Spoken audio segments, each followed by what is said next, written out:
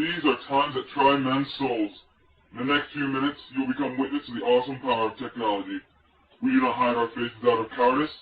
We disguise our image because the thoughts of many should not be assigned to individual faces or voices. What we say next may be labeled as cruel or mean. Do you like to say that when a collection of individuals decide to voice their opinions against such a tyrannous administration, we are demonstrating the oh-so-valuable First Amendment right to say what should be said? Enjoy the show.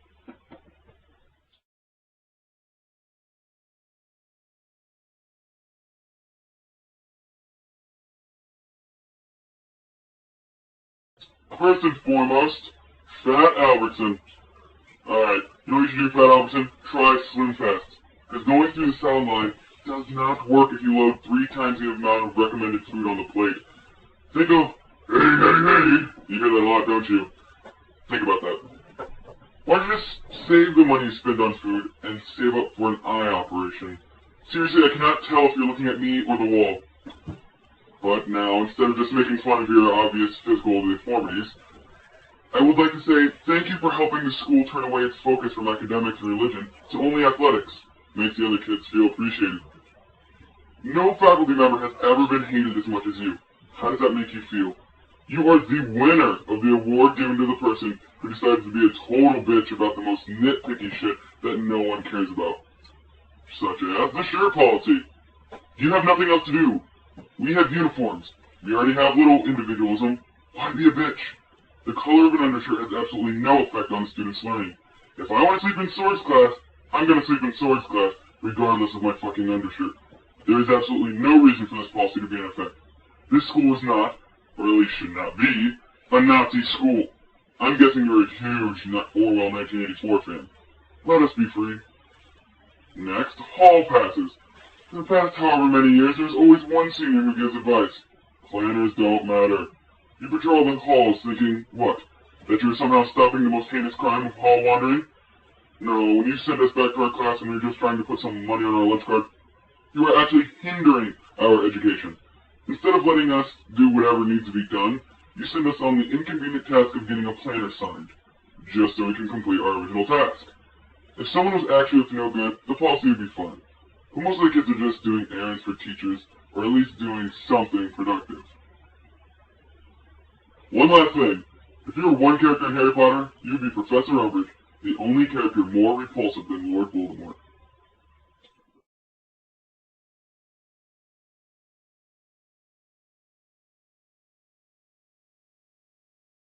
Mrs. Rainier, I'm sure you will take delight in this little insult. You are the guardian of the gates of hell. No one is as big as a bitch as you are. Teachers and students alike all agree. You are the dark spot in the shining light that is Bishop Lewis. You know that Napoleon complex guys get when they're really short so they feel they have to dominate everything? My question is this. Do you secretly have a penis, Mrs. Rainier? Or should I say, Mr. Rainier? My first clue is you spiked your hair every day, every year. Second, your domineering personality that won't allow you to admit you're wrong in any given circumstance. Ever.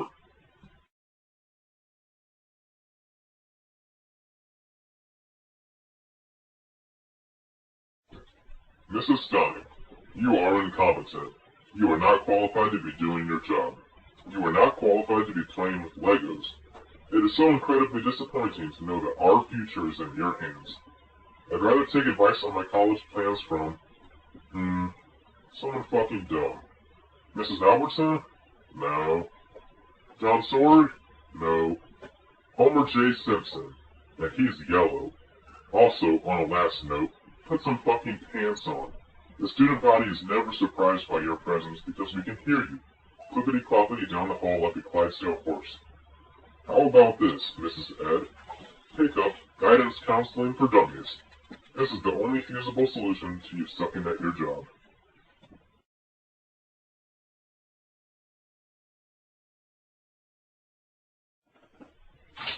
Mrs. Hanlon, from the moment you entered the school, some of us thought, finally, a teacher that can be identified with Van Halen.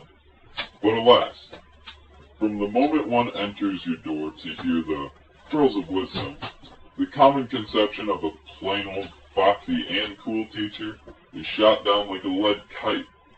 The way you always talk to your senior students who have, incidentally, gone to Catholic school the majority of their education.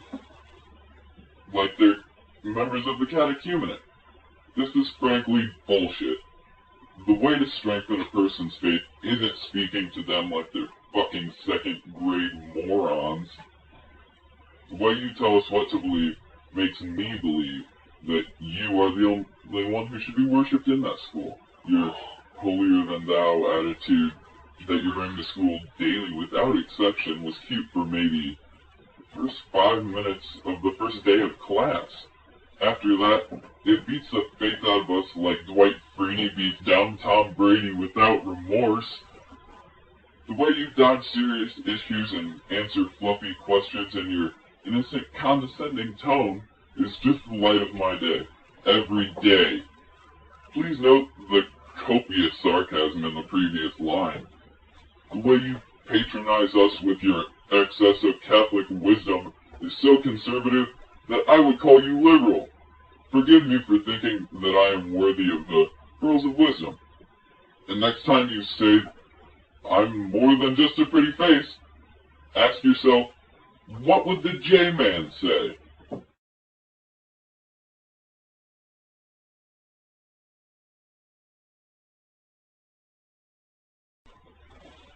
Bad teachers.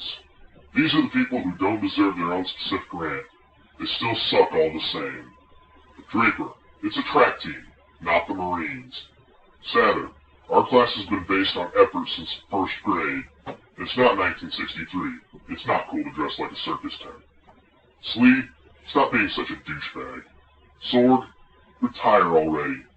The Spanish teachers, how do you say bitches in Mexican? And Briggs, stop talking about fashion trends and learn how to teach a class. Mrs. Ryder, it's high school, not first grade.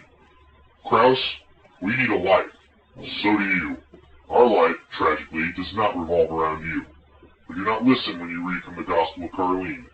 Take a break, and break a leg. And, even though he's not technically a teacher, Bishop John M. Darcy, thanks for mentioning how awesome Dwenger is at every given opportunity. At Lures.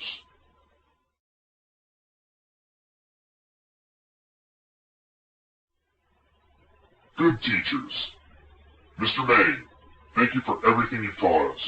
You are easily the best teacher in the entire school. Mr. Gale, thank you for your logic and reasoning. We actually learned something in your class.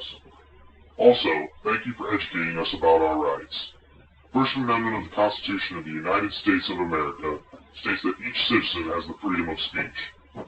Mr. Newman, surely you are a great teacher, and an even greater man. And sorry for calling you Shirley. Mr. Lazaro, I think we enjoyed your second cup of coffee almost as much as you did. Mr. Cruzy, thanks for the puns. Mrs. Nelson, thanks for treating us like adults, not children. Mrs. Anderson, thanks for being a constant source of entertainment. You always make us laugh. Mrs. Goodwin, what's not awesome about you? Mrs. Broadmerkle, thank you for being not merely an educator, but also a true friend. Mrs. Webb, you're the shit. And again, Mr. Maine, thanks for telling us the things we need to know, and yelling at us when we weren't paying attention.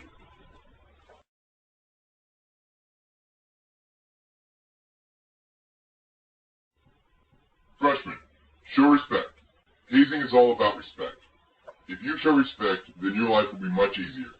When hazed, take it like a man. If you squirm, it will only take it out on you harder. Please remember, we're only giving you a hard time. Having to pick up your books in the hallway is not cause for emotional trauma. And remember, we got it 10 times worse than you do. Hazing used to leave bruises. If you don't like hazing, don't do it when you're seniors. But I think you'll find you will.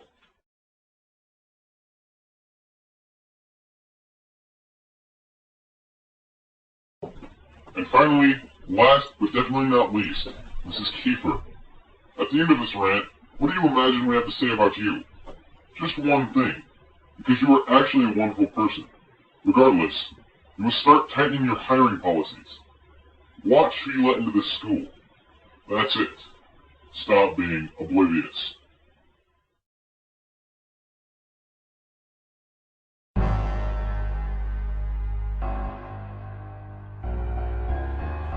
We hold these truths to be self-evident. Thank you.